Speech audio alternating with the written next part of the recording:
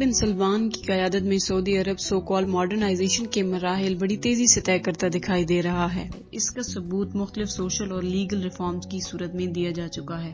سلمان خان، شلپا شیٹی، پٹ بل، Justin Bieber کی live performances بھی اسی سلسلے کی چند کڑیاں ہیں۔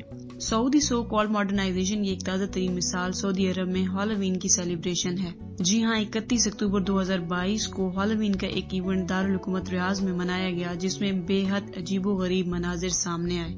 عجیب و غریب اس لیے کہ سعودی شہری بڑی تعداد میں اپنا قومی لباس پہنے، چہروں پر خوفناک قسم کے ماسک اور میک اپ لگا کر مارچ کرتے دکھائی دیے۔ سعودی قومی لباس اور یہ مغربی ماسک اور میک اپ ایک ناقابل فہم تضاد کی مانند دکھائی دیے۔ سعودی عرب عالم اسلام کے دو مقدس ترین مقامات کا گھر ہونے کی وجہ سے عالم اسلام کا مرکز ہے۔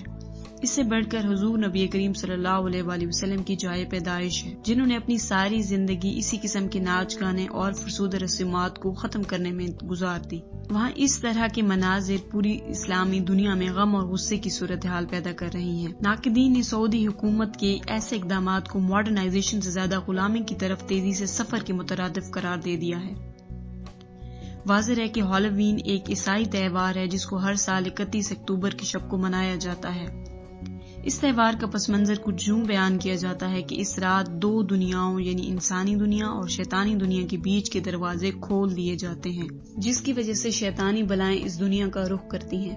ان بلاؤں کا مقابلہ کرنے کے لیے عیسائی شیطانی شکلیں اپناتے ہیں اور عجیب و غریب لباس پہننے کے ساتھ ساتھ شور و غل مچاتے ہیں، جس کی وجہ سے ان حقیقی بلاؤں کو خوف محسوس ہو اور وہ بغیر کوئی نقصان پہنچائے یہاں سے چلی جائیں۔